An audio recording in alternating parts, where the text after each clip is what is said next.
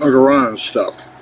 Today's episode is about a renovate um, a Troy Bilt 3000 psi gasoline powered power washer, and I know a lot of people don't have these, but hopefully the video will help you with any sort of gasoline powered device, be it a mower or something else. Let me see if I can get rid of some of the top.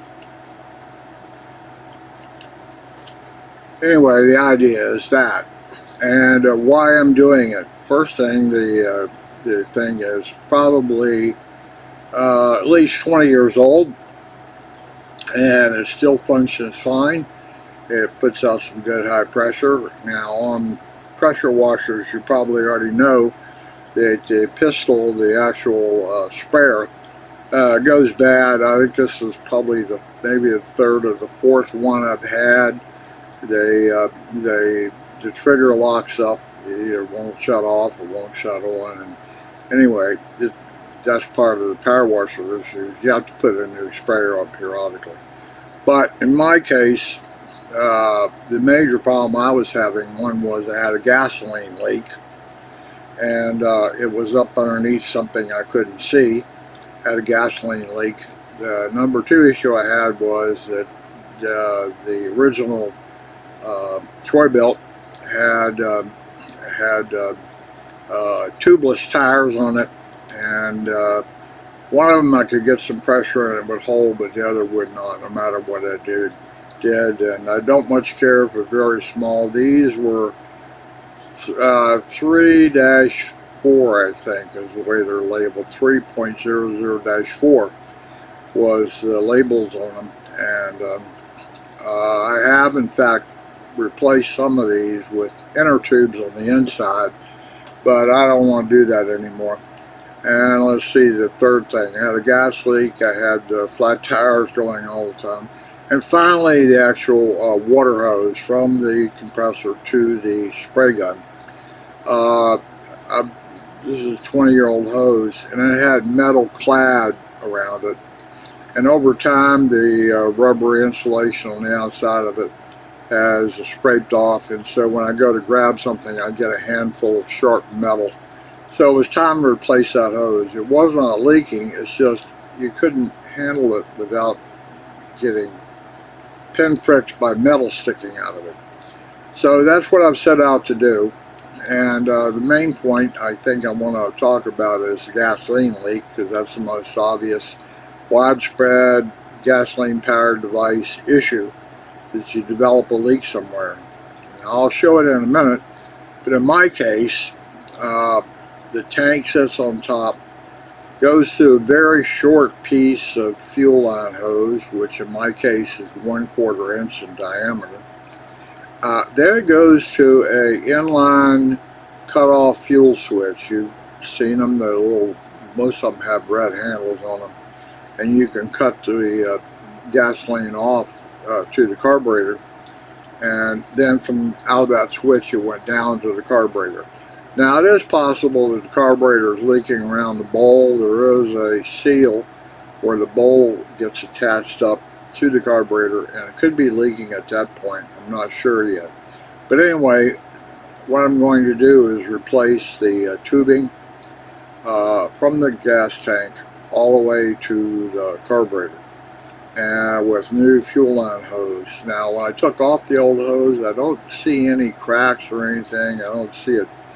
But I did find right where it attached to the fuel tank, it was actually, the hose was a little bit short actually from the manufacturer, and the clamp there wasn't exactly at the end of the hose. It might have been leaking right there. I don't know why it just started all of a sudden, but nonetheless I had a leak, and if it sat overnight it would leak all the gas out, but you couldn't determine where. So that's what I'm about to do, and the big point is, if you're working on some sort of device, a lawnmower or a gasoline-powered blower or anything else, you can develop a gasoline leak, and it might help you in this case. If you actually have a Troy Bilt, and they do still sell Troy Bilts, but they're like $500 for a 3,000 psi model. And talking about power washers, I'll throw this side issue in that they make power washers in various ranges. I think maybe the lowest might be 1,700 psi. I'm not sure. But anyway, what I have found, and I've never owned them, but I've used them, is it's just not enough for the kind of work that I'm dealing with. I try to clean stone or concrete. Absolutely, it would be a nightmare to try to clean any kind of large slab of concrete, be it a driveway or anything else, with a 1,700 psi power washer. If you look at the professionals, they have at least a 3,000 psi. And I've been successful in using the Troy Bilt to clean patio stones, flagstones, a brick, all kinds of things with it. It certainly does a great job on vinyl siding to get the mold off. At 3,000 psi, if you have a nozzle on it that makes a pencil point out of it, it will strip paint off the wood. And please don't let it hit your hand because it hurts like crazy. I don't think it'll cut you, but I've had it happen. That's enough of that. I'll switch over and start the video of what the current Troy Bilt pressure washer looks like and what I'm doing about to take care of it. Today is the 16th of July, 2025. Okay, this is the Troy Bilt model that I'm talking about, and as you can see, I have taken the gas tank off. That's that device and this front little piece of metal, and I'll get down and look a little closer at it for you. Okay, Rehab. First thing I did, I told you that I had tubeless tires on this thing. I've switched over to solid tires, and they were marked 3.0-4s, and I found these on Amazon. It is interesting to note that this particular axle, which is solid from this side to the other side, did not have a hole in it so you could use a carter pin. It had these press-on, hammer-on caps, and I didn't want to switch the axle out, so it does in fact fit on there.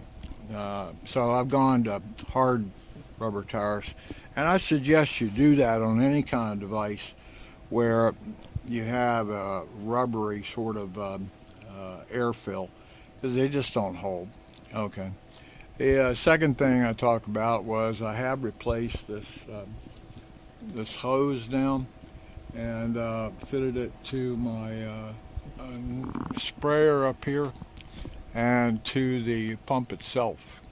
Okay, the real issue is the fuel tank leak, and what I wanted to show you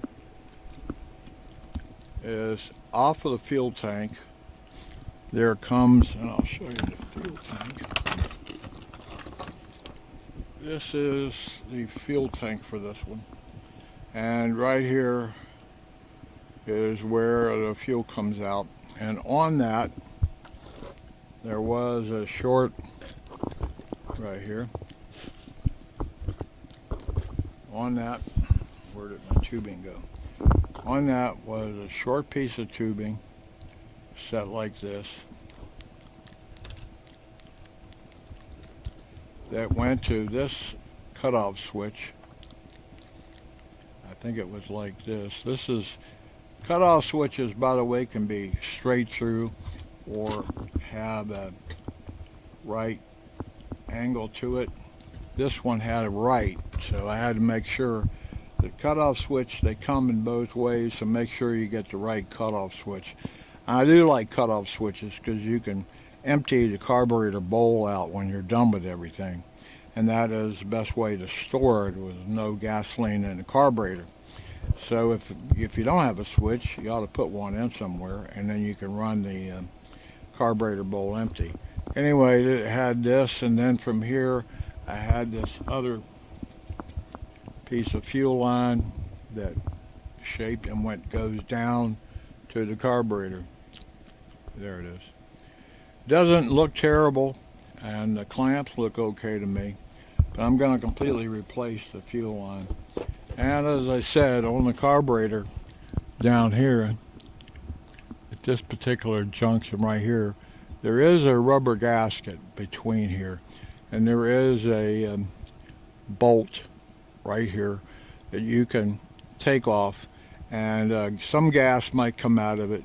And there's a float valve inside of this chamber, hooked to a needle valve that allows how much gas is actually pulled up into the carburetor. That float valve floats down in here in the bowl. And this bowl is usually full of gasoline, but when it opens up, the needle valve opens up, it allows more gasoline to come in, and then when the float rises up, it shuts off. So it keeps the reservoir handily available for carburation. Anyway, this guy is just a run fast, and there's a shut-off position. That's what this switch does. And these kind of switches, all they do is right here, there is a cable from here that from the spark unit, which is usually a magneto setting off the flywheel that generates a spark, and it comes up, and it's actually right here. There's the wire coming off of it, and all a shutoff does is it grounds it. It grounds out that magneto so that there's no spark going to the spark plug.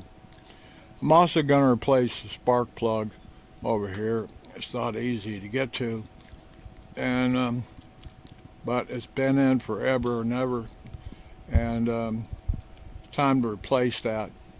Those also are unique. You have to make sure you get the right spark plug for your device. They come in various dimensional sizes, particularly where how it goes down into the cylinder head. It can be longer or shorter, and obviously there is a gap at the very end on the plug that you have to use a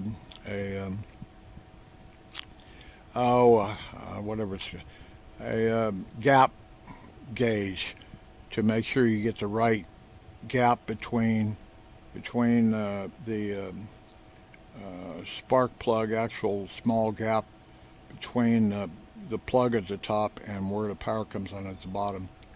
Okay, that's pretty much it. I'm covering everything. I do like this one because I have a rope pull on this side. I've never had to replace that, thank goodness. The pump itself, this particular pump has a bleed valve up here. So if it gets over, actually there's one right here as well.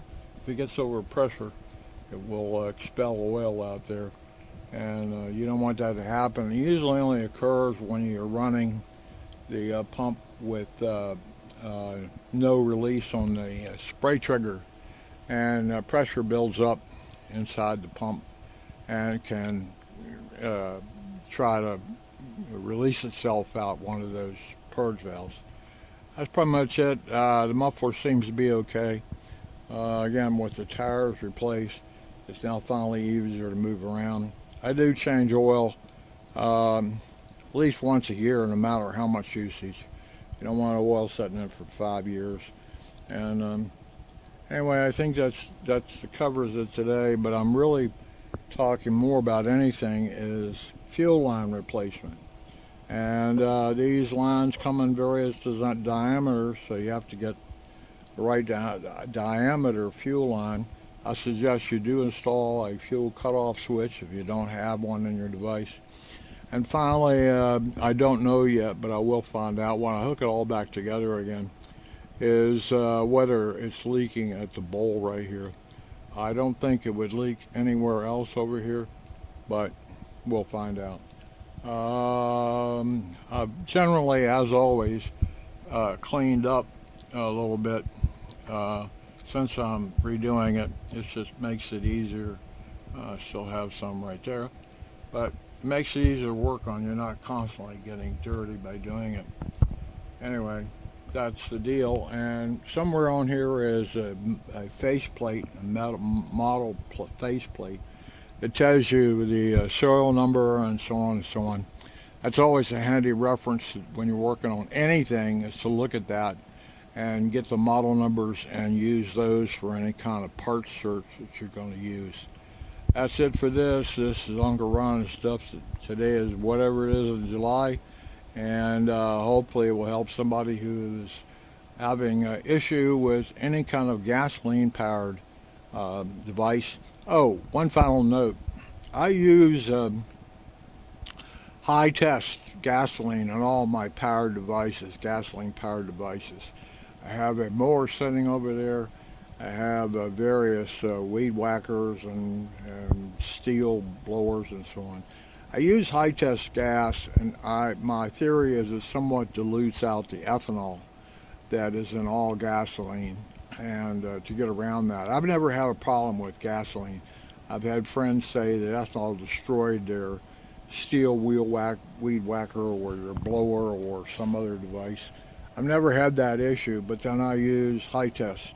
Even in mowers, lawn tractors, I use high test for them. I know it's more expensive, but I'm just not going to take the chance on it. That's it for this. I'll try to get it up today.